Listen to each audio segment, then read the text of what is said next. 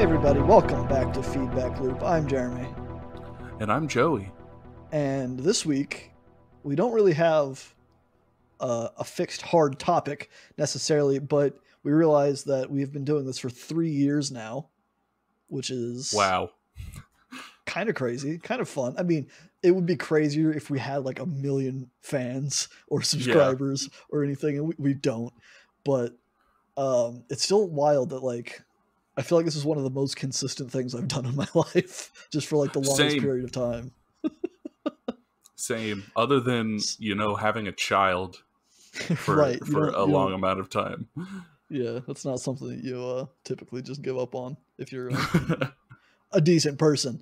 But yeah, so we're just going to kind of reflect, I suppose, about the past 3 years of Feedback Loop and what that means for us and how we've grown as a podcast, as people, I suppose. But first, we had homework. I just realized that we did not pick a new genre for our random genre generator. That's okay. So there will not be a new one at the end of this episode. However, from the previous episode, we rolled the random number generator and got Musica Rapa Nui, which I claim to be excited about learning about. I listened to the music, but I did not do any research at all like I had planned to at the end of the last episode. So yeah, I gave it a shot. I listened to about an hour of it while I was working a couple nights ago, I guess. And it was fascinating because I typed in Rapa Nui in YouTube Music, and like all of the top results have like big electronic drums. And I'm like, This is not right. This is not like actual music. Well, it was. So it was like, I guess it's a thing that people do like electronic or add like electronic drums to some of their like island music. But then I actually found like a playlist of legit stuff and listened to that as well. And it's kind of interesting. I feel like it's in some ways kind of what I expected, being kind of like tribal, kind of Pacific Islander kind of chanting and dancing and singing and whatnot. So it was kind of like Hawaii in a way, like Hawaiian music. But it was also weird. I think there was like, maybe it was just the playlist I was listening to, but there were like some strangely like bluegrassy elements to some of it, where it felt like it was kind of like dancey in that kind of way, and like maybe not bluegrassy necessarily, but like square dancey almost at some points. There was just some weird like country-ish influence that I heard in what I was listening to. I get that. Like, I feel like, because I don't know, I kind of envision it, it's just a fact. Bluegrass is like the traditional folk music of like the American people or whatever. Yeah, and that's why I thought it was so weird. Yeah, because I feel like a lot of like traditional musics have a similar bass line. Like there's a lot of like field recording stuff from like Africa that's like very drum heavy, and I feel like while a lot of the current folk music that you hear doesn't have that, if you listen to like field recordings, like Jeff Mangum from Neutral Milk Hotel fame, he did an album that was field recordings, and just a lot of the music has a very like natural build to it.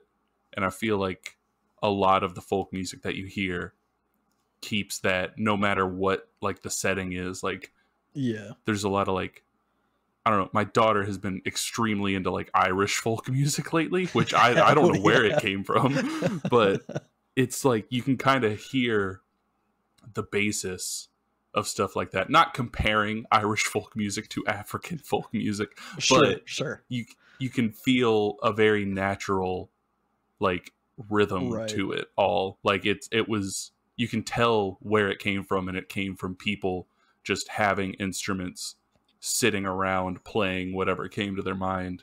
And I don't know, that's what I liked about it, because I didn't do a ton of research either on Musica Rapa Nui.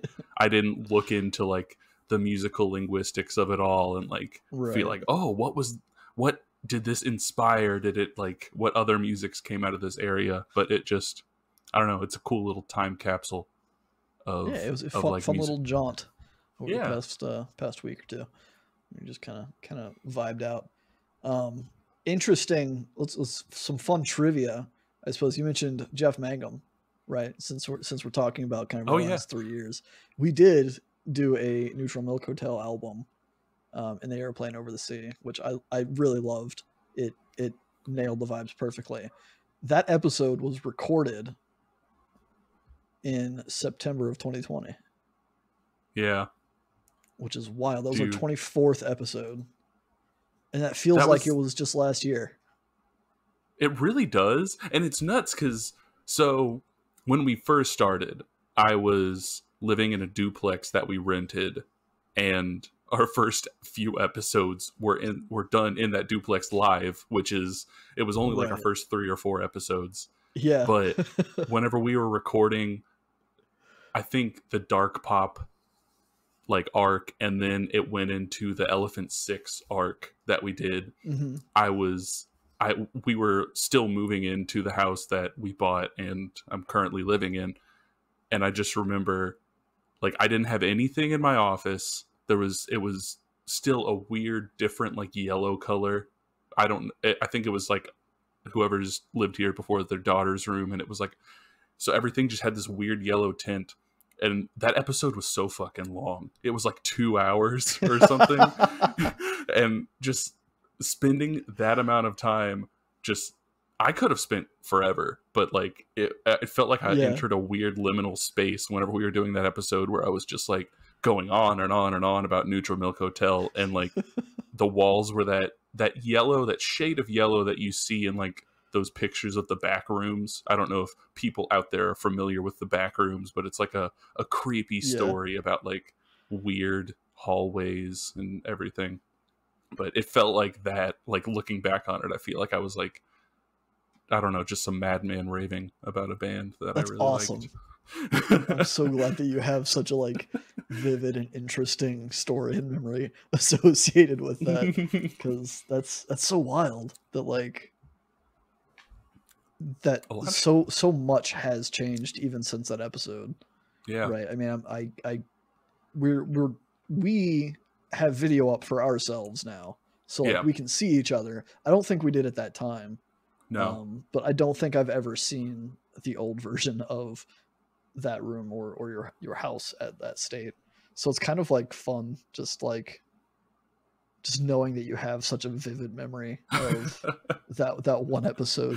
That's like such an interesting memory. It's not just another week doing the podcast. Yeah, I guess it was definitely a time, because it was just me and a desk, and I think at that point I didn't have, because Jeremy is a very generous person and gave me his old computer, like gaming computer, and that's what I currently use for everything. At that point, I didn't have that. I think we were like recording off of like Discord calls or something, and I was just talking into my phone. Yeah, I don't even remember how we did that, to be honest. Because it wasn't back when we started. Right now we use Zencastr. But before, not a sponsor, not a sponsor, and maybe sometime in the near future we won't be using Zencastr. Yeah, this is probably the wrong time to bring it up. But yeah, that's what we've been using. Which Zencastr, I will say, thank you for making your service free throughout the pandemic. That helped a ton. For sure. Great. But yeah, I mean, it's still free today. Like we get enough. They've swapped. We're not getting into this. They still do. They still support free users. I'm not going to start talking about the logistics of how Zencastr works on this podcast. But they have a website. If you really want to know, go check it out.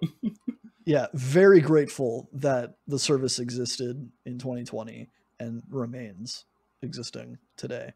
Because I mean, obviously, that's what we've recorded most of our podcast with at this point. And it's a weird, like, almost JonTron thing with Game Grumps, right? So like the first ones, it's such a small portion of our backlog was not recorded with Zencastr, but then we grew up, we moved on, you know. It just happened. So now we've had, you know, 2.5 years plus doing this, what we're doing today, and it's I don't know, it's crazy that we've discussed so many albums over the course of 3 years, and then we don't even talk about albums anymore. Yeah, we've changed formats like 3 times, kind of. Yeah, it's which it, like, to think about at the very beginning, because I guess it all started, we would just talk about music whenever we were like playing games, and then we were like, hey, we should like formally discuss this. And I don't know, like, I was still working in office. I was walking around like with a notepad, and like, yeah, I think I had I still have I don't have it handy with me, but I still have the notebook that I wrote my first notes, because we did Glistriffer from Dan Deacon, and we did I Disagree from Poppy, and then we did the Nana Grizzle album, Love It. And I think the fourth one, the Regrets album, was also done in person. Yeah. And so like we had written, I think maybe by the third or fourth, I had started putting my notes on my laptop, because we were recording the first episode, I think, was just with your Tascam and our phones, perhaps, and then we kind of figured out which files we wanted to use for that. But I think by the third episode, I had gotten a laptop, and we were like, I'd gotten like a little USB mic that I still have sitting on my desk. It's not the one I'm using, but I don't know where I was going with the story. But yeah, we used to record with that stuff like in person, and it was such a different feeling having like physical notes for those things. And I still have them, and it's kind of fun to still have, I guess, that the starting point, right, in a physical medium. Yeah, I have my music notebook where we were originally spitballing the idea of like listening to entire discographies of bands, which, looking back on that, thinking like, I don't know, at first we did weekly episodes, which, to be completely frank, listening to an entire album and going track by track every single week, there's a reason we stopped doing that. It's a lot. It's a whole lot. Especially like the fucking Apples in Stereo episode that we did. There was like 25 tracks on that album. And I remember, because I would type them up on a notepad on my phone, and somehow after I finished writing my notes, they didn't save. And I was just like, what the fuck? I was about to have like a breakdown. My whole life's work is gone. It was crazy. Which we did almost 100 episodes doing albums. Like, it was like 80 to 90 episodes. Yeah, we did albums. 96 in total. Well, that's including our like albums of the year. So it's like mid 90s probably, of just like straight up track by track album reviews. And like, I don't know, I do miss that to some extent. I think definitely. And this is maybe something that we can play around with more as we go on. And we kind of are already with the Beach Bunny thing that I did. And we spent a week talking about Pyle's All Fiction. But yeah, it's exciting to say, okay, you have a week to listen to this album and form thoughts. However, the way we went about it was horribly misguided. And horribly unfun to listen to, even, where we're just like, okay, this track and blah blah blah blah blah blah blah, this track. And it was so like methodical, I think, was part of the reason that it didn't feel right for us. Aside from it just being completely exhausting.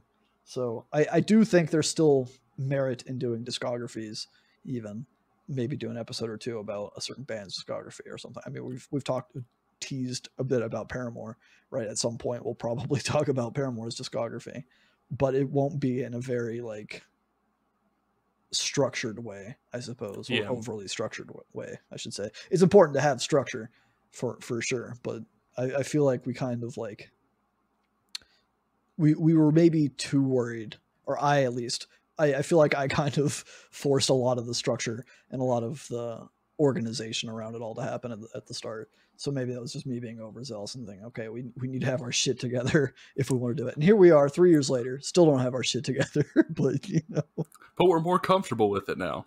Yeah. This is it's routine, right? Yeah. This is expected. It's familiar. It's cozy. It's comfy. It is for us. It is, especially like this episode. I don't know. I was talking to Alyssa earlier, saying like it's been 3 years, and she was like, "What? Like, that's insane."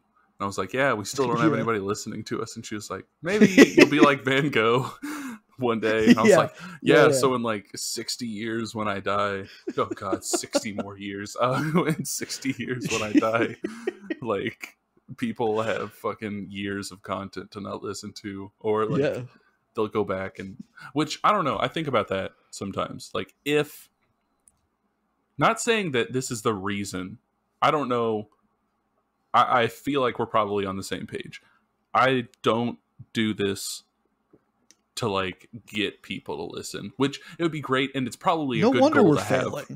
Like, god damn it, Joey! I've been working my ass off trying to get this off. No, we are completely on the same page there. Like, it's just fun. I don't know, and it's music is a huge thing that is a part of my life, and just to be able to talk about it, I feel like we do a good job. We gel well together whenever we talk about music, and it's just it's an enjoyable thing to do. It is, like you said, a consistent thing that we do, which in a life that is so full of chaos, to have especially the last 3 years. Oh my god, dude, like Jesus Christ, having something to do every week or every other week or whatever our schedule is now, was, or is going to be in the future, it's nice.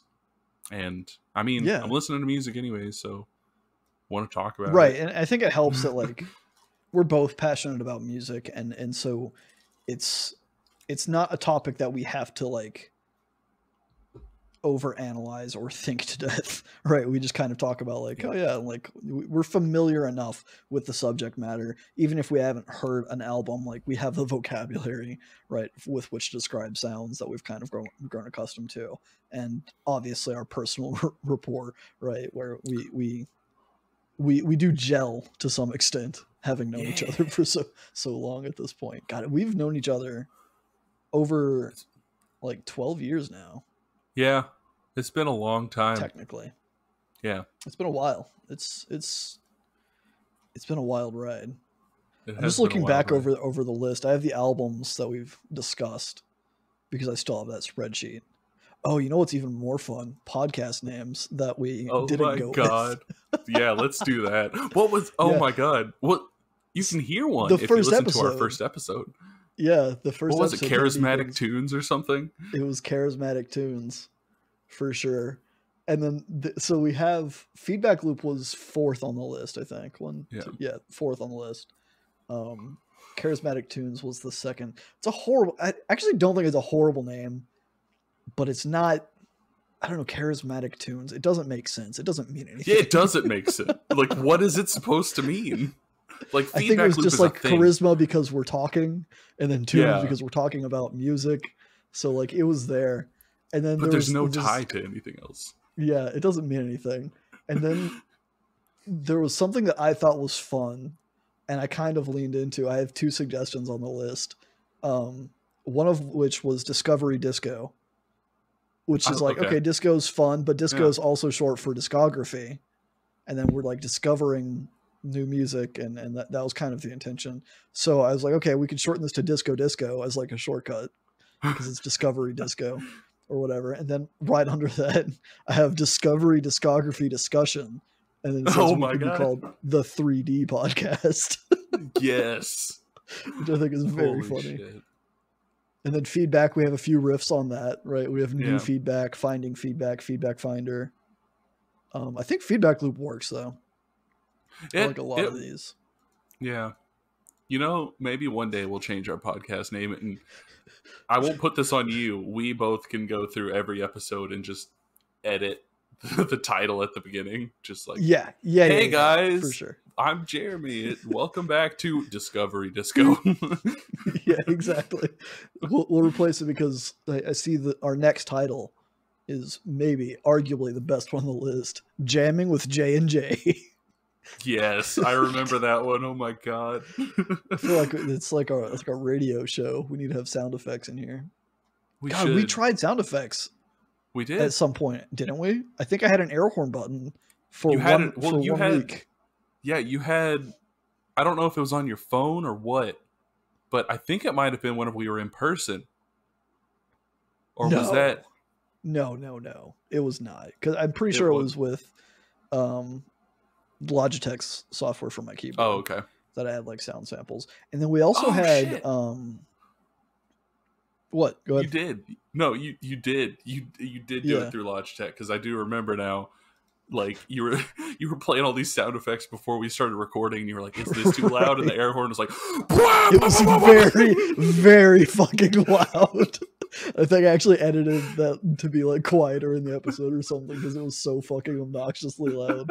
But we also like something that I wish I either not necessarily kept, but like figured out a way to make work, is that for the Lord album we did at the start of our Dark Pop, I actually like put a sample of the song in there because I wanted to talk about a specific moment in there. And I think that has value.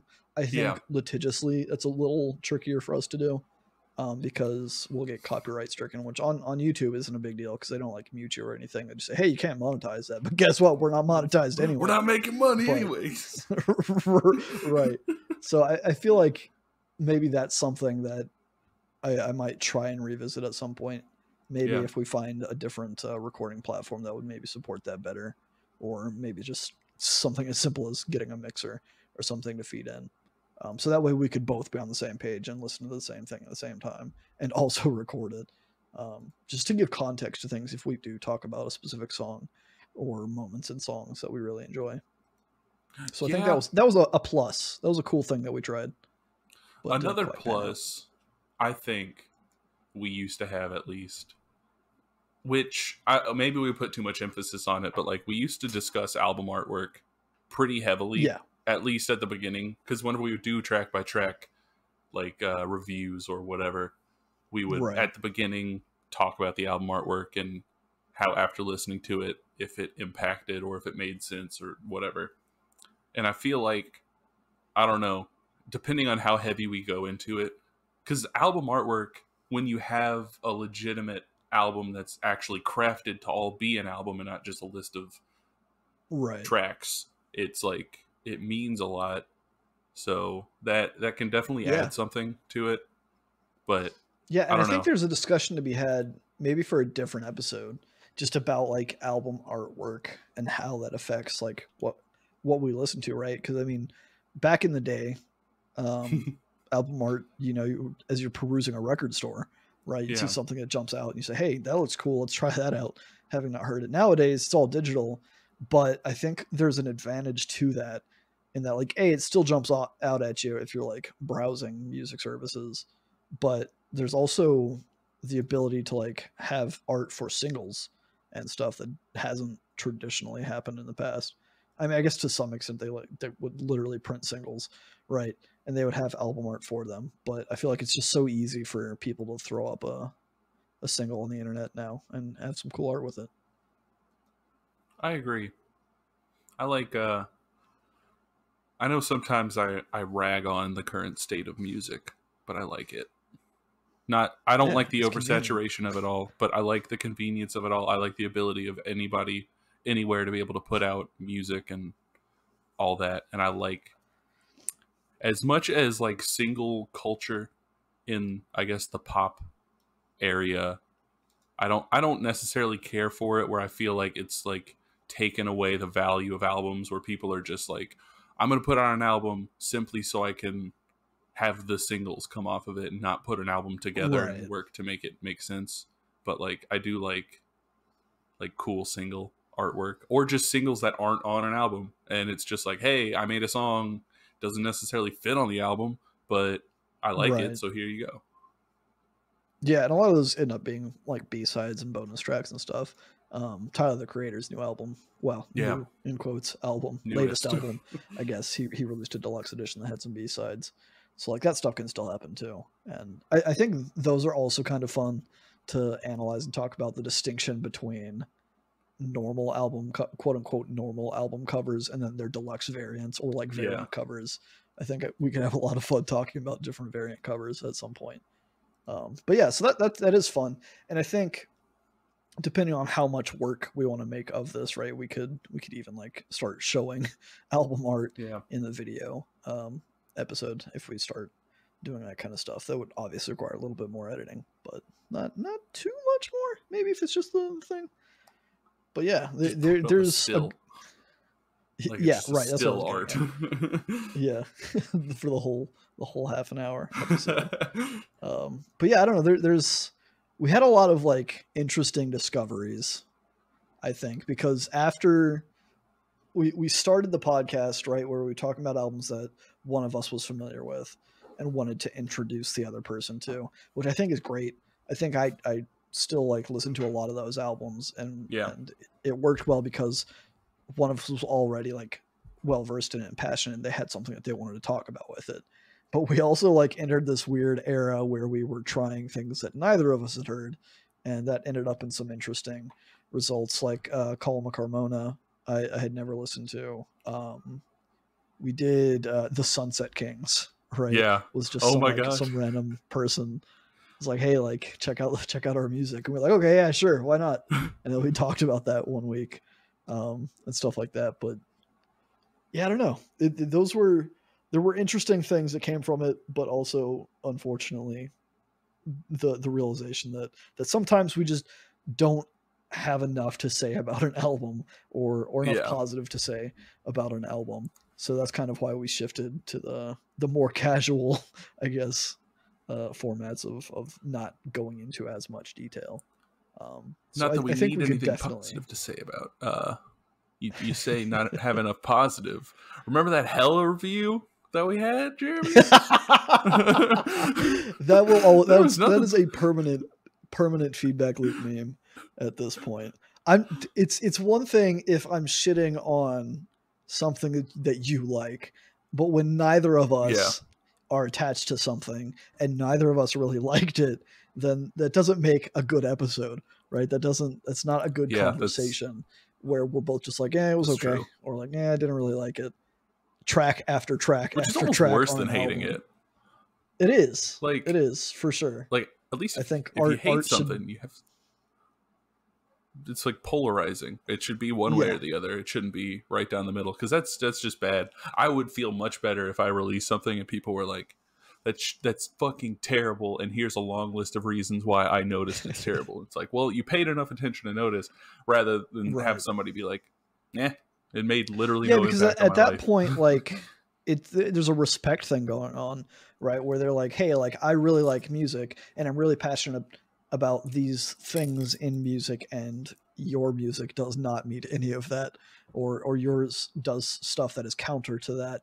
And at that point, like, it's not an uninformed opinion. It's just a difference of taste, right? Saying that, like, yeah, like, I understand what you're doing isn't something that I like, and these are the reasons why I don't like that. But that's not saying that, like, when something is just like, it's okay, then like it washes off you, right? It's not something that like has any staying power whatsoever. It just kind of like, it comes and it goes. It comes in one ear, out the other, and stuff like that. So definitely agree on the having some excitement, whether it's positive or negative. But I do not want to make a habit of shitting on albums. The Hella album, I kind of want to revisit it just to see if nowadays it's still as obnoxious to me as it was back then. I feel like a lot of things have grown on me, right, that we previously talked about. Like, I haven't listened to the Shallow Grave by Tallest Man on Earth in a long time, but I have very fond memories of it.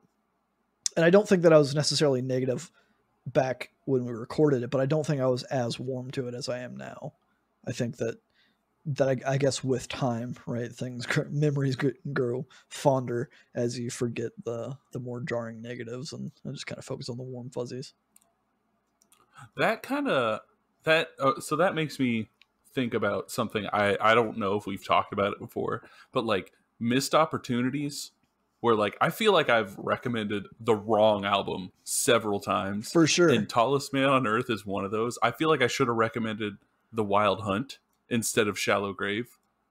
But that's so interesting. Like, I had the same thought, not about Tallest Man on Earth, but I was thinking about that last night when we were kind of like deciding on the thing, or I guess it was yesterday. But I also had that thought that it could be interesting to give a second chance, do like a series of like second chance albums for some artists that didn't quite click or land the way that we wanted to at some point. I do think that The Tallest Man on Earth was a good pick. I have nothing but fond memories of that album other than the kind of Bob Dylan-y complaint that I had, where he would add that extra syllable at the end of some lines or something, which I think nowadays doesn't bother me as much. Maybe just because I'm more exposed to it, and it's not something new and jarring, I suppose. Yeah. But yeah, I would love to give some other artists a second look, whether that's artists that I've suggested or you. Well, maybe I'll start working on that, because I do know there was the Two Man Gentleman Band was one that like I picked. They need a second shot. Well, it's like I know what album you would like, but the problem is it's covers album. So like I don't know how that works. So I mean, we can figure it out. Again, we can have this whole redemption arc for all sorts of things, and we can have some fun doing that. Again, I'm definitely not opposed to like returning to a kind of album outlook. It's just how we approach it has got to be different than going track by track and such specific details. I think I do feel like we kind of needed that structure, at least to begin with, like just to get that's fair off the ground, because neither of us were used to this. So it's like if you have structure, you at least know what you're doing. Yeah, for sure. My voice is going out because for everyone else that doesn't know, I just had singing lessons and then I came back, so my throat's kind of exhausted at this point. But there are some hard misses, or I don't even want to say misses, but some of the albums looking back, I've completely forgotten. Like Ray Brown, Lovers One. I couldn't name a single song off that album. I couldn't hum a riff or anything off of that album. I'm not sure what else on here. There were some of these that I was listening to recently. Like YouTube Music does this thing where they're like, hey, here's some forgotten favorites. And a lot of times they're just things that like I haven't listened to in a week or 2 weeks. So it's just like, okay, I haven't forgotten about that album. You don't need to push it on me. But Glissriffer came up recently, and I listened to most of that again. I think I got distracted by something and didn't finish the album. But good experience with that again. And then just today, actually, the Sir Sly album that we talked about, The Rise and Fall of Loverboy. I was listening to that a little bit earlier. I'm like, yeah, this is an okay album. It was an okay rec. I don't know if maybe I'd give them a redemption pass as well and pick a different album for them. But I definitely come back to some things. AJJ's Knife Man, we were talking about a few weeks, I guess it's a month or two ago now, because they have a new album. It actually might be out now. I don't remember, but I was listening to Knife Man again. Great fun album from them. Yeah. But yeah, that one's I don't know. It's a really fun album. It is. And it's so like, it's special to me because it's so different from a lot of things. It's like a generally positive message throughout and very like humanitarian, I suppose, in a lot of ways. And it's very like, I don't know. It's focused on a lot of those like punk ideals without being so like obnoxious about it in a lot of the ways that I've talked about not liking some of like folk punk and stuff, because it's just angry for the sake of being angry, and there's nothing that's going to be affected by that, right? Of just like throwing a brick through someone's window, I think was something that we talked about for Maybe it was the Johnny Hobo and the Freight Trains album. Yeah, it was probably the Pat the Bunny arc somewhere in or there. the Mischief Brew, maybe. Oh, but yeah. Just those ideas of like anarchy for the sake of anarchy, because that's what I've heard and that's what people think is cool, kind of a thing where it doesn't affect anything. Whereas Knife Man, I think it's like, I feel like it genuinely has capacity to like make somebody second guess what they're thinking or what they're doing, or just view things in a different way. So I think that album is very interesting to me, and I think it's probably why that one stuck with me. Man, yeah, now I'm looking at the list and it's nuts. Like, I don't know, to think about all of the music that I never would have heard. Like, yeah. Fucking, I can't think of it. Alexi Murdoch. Oh yeah, Alexi Murdoch. Yep. Jose Gonzalez. Back whenever we did those, like that. I mean, that was towards the beginning as well. I know I talk about a lot of things that are very towards the beginning, but like, I still throw on Veneer and I can't remember the name of the Alexi Murdoch. Yeah, like they're just good albums that I probably never would have heard. Time Without Consequence was the Alexi Murdoch. Yeah. Man, I put Alexi Murdoch on her list. It was just like, oh my God, who is this? I was just like, yes, you like it? Yeah, he wrote that commercial, awesome. Don't you know? Yeah, he's in the Ford commercial, or whatever. Good times, man. I want to return to that, but I also like having our modern day where it's just kind of a more casual, more conversational, I suppose, without necessarily having something rigid to follow. So maybe we'll sprinkle it up. Maybe we will beckon in a season 4 of. Wait, are we on season 3? We just started like a third season. We're this is like episode 7. Oh shit! Yeah, just because you know who I was listening to today? Peach Pit. What are you listening to?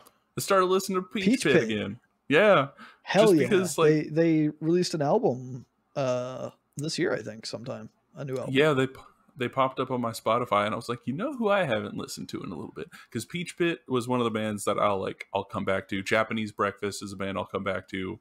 Yeah. Just, I don't know. I like that style of music, especially fits how I at least want to feel around this time of year, I guess. Yeah. Like I want to feel like, not necessarily that their lyrics are happy all the time or anything, or happy, but really they at chill all. Out. They're mellow, upbeat. Yeah, it's got a good, I don't know, it's got a good quality to it. Yeah, and interestingly, there's a new single, I guess, from Passion Pit that popped up on YouTube Music. Yeah. So the band that I thought, Passion Pit and Peach Pit, I thought they were the same band at the time, or whatever, that we discussed it. And so I was like totally blindsided by the fact that it's different. I have not listened to their new single, but I thought it was kind of funny that you mentioned Peach Pit at the same time that Passion Pit's being recommended to me. Also, the new Covet album just came out, which is, I can't think of her name, Yvette Young. Fantastic guitarist. She writes a lot of cool guitar stuff. So that's her band. And that's kind of a similar vibe, I think, to the Peach Pits, as it were. Was Yvette Young the one who did the covers of Porter Robinson songs? No. She did. Who was that? She was part of Second Sky. Oh, okay. Second Sky or Secret Sky? Second Sky was the festival that Porter Robinson put on virtually. One of them's in person, one of them was virtually, and Yvette Young was part of both of them, actually. But yeah, there was a YouTuber, Keudae. I don't know how it's pronounced. Okay. It's Keudae, that did all the piano covers of Porter Robinson's Nurture. Fantastic. Absolutely go check out her YouTube channel. And she's actually is going to be part of either the latest or the next upcoming Secret Sky, which is like the live performance one. So that was really cool that she like did all these covers on YouTube, and then she got invited to perform at the actual festival, which is fucking wild. Fucking great for her, dude. And also fucking great that we listened to Porter Robinson. That was such a fucking experience, because I never would have listened to Porter Robinson. I can almost guarantee it if we hadn't done his first album for the podcast, and then it just so happened that Nurture was coming out, and we were like, well, you know what? Let's do something we've never done before. Let's talk about an album like as it's coming out. And then Nurture was just like the fucking best album. It was just amazing. So we just got to have a gush session. We still talk about that album. Like it's crazy how good that album is, and how, like, I mean, part of that surely was doing the podcast for it, but like it's just such a good album, and it has such staying power. In a similar way, I think Black Country New Roads, Ants From Up There has that kind of like, just, it's such a masterpiece that it's hard not to talk about it sometimes. But Porter Robinson, especially in our Discord, gets memed about so often just because Joey and I love it and Pierce loves it, and some other people just don't get it. Yeah, but Ben might listen to it, I think. Yeah, we'll see. Hi, Ben, if you're listening, by the way, go listen to Porter Robinson's Nurture again. Oh, but anyways, my voice is fucking dying. We're a little bit over time anyway. But yeah, it's been a fun 3 years, and I'm excited to see what we can do with it going forward, and just to keep doing this. Because like you said, I mean, it's nice having something that is so consistent and reliable and enjoyable, even if we're not trying to like monetize it. We're not trying to be quote unquote productive with it. It's just, it's good. It's good for the soul, I think. Yeah. Just to kind of sit around and talk about music for a little bit every week. So I'm glad that we have this, and I'm glad that you are listening, whoever you are, wherever you are, if you're listening. And if you're not listening, I hope you have a pleasant life. Yeah. just in general. Hopefully you're listening to music somewhere, even if it's not something that we've talked about or we'll talk about. Yeah. Just everybody listen to music all the time. Unless you're listening to this podcast, then I guess don't listen to music for You can listen to music minutes. and the podcast at the same time. You know, that's true. Totally listen to fine. the album we're talking about while the podcast is happening. Yeah, I think that's probably why, honestly, I know I was about to wrap up, but I think that's honestly part of why I think I wanted to do a track by track thing at the beginning, is because like it's easy to digest if you are intending on listening to the album as well, right? Yeah. It makes sense that someone is going to be listening track by track, and therefore they will have thoughts if they're going like one track at a time and like listening to our feedback and then kind of listening to the track and developing their own, or vice versa, where they listen to it first and then discuss about it. That makes sense. However, neither of us actually listen to music that way. We don't do like a track at a time. We do albums at a time. And like issues that we've mentioned either earlier in this episode or previously, that like there's sometimes just not enough to say about a given track, or maybe it's just the same thing to be said about several tracks or whatever. So definitely think if/when we do more album discussion things, that'll be a more condensed, concise version and less structured, hopefully. Yeah. Now that we've learned kind of what we're doing. Lessons learned, man. 3 fucking years of this. Yeah. And not only 3 years, it's like 3 years of COVID and this. Yeah, we've been kind of like, the world has changed over these 3 years at the same time that we've been growing as podcasters. But it's just, the world's crazy, man. I feel like I can't even remember the world before 2020, like for real. And I think it's like, I don't know, there's so many like subtle differences about society now. Like just going out and like being places just feels subtly different in ways that, like, again, I can't specifically point them out because I don't necessarily remember what it was like previously, but it just, there's a different air in the world now, one that is polluted with COVID, I suppose, but it's wild. Like even like going to concerts gives me a lot more anxiety than it did prior to COVID. Like I used to go to concerts all the fucking time prior to COVID, and then COVID happened, and now like I've gone to several concerts since, but it's always I'm always way more anxious, and I can't place why. It just feels more claustrophobic. It's definitely different. That Beach Bunny concert, I loved it. Luckily, yeah, I'm the kind of person that can usually like forget about stuff after a bit. Like I'm really good at forgetting stuff, and then it comes back and I'm hit with like 20 times the anxiety. But until that happens, I'm fine. Yeah, that was I still feel bad about that night, by the way. Why? It was a fun night. It was a fun night. I got drunk. It was for your birthday, and it was like 5 months later. Like it's. I got drunk plenty of times between my birthday. For your birthday. Yeah, but we had fun, and I still like got to drink, and I felt great the next day. So usually when I overdo it, I don't feel great. All right. Well, I don't have anything else to say right now. Yeah, we should probably wrap this up. Give your voice a rest. Oh my god! It's been a long day, I suppose, but and a long episode.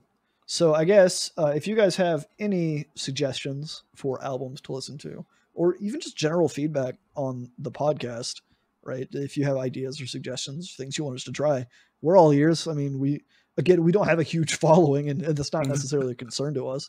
But like for those of you who are listening, we do see you, I guess, from time to time. We check numbers, and so we know that people are listening. But if you guys have any critiques or anything that you'd like us to talk about, whatever, feel free to like drop comments, send us DMs. I don't think either of us are very attentive to social media, but we'll try. we'll try. My Facebook got hacked, so I mean, yeah. Well, that's something else. But yeah, I don't know. Thanks for listening for 3 years, and hopefully you will stay in our feedback loop for another 3. Bye.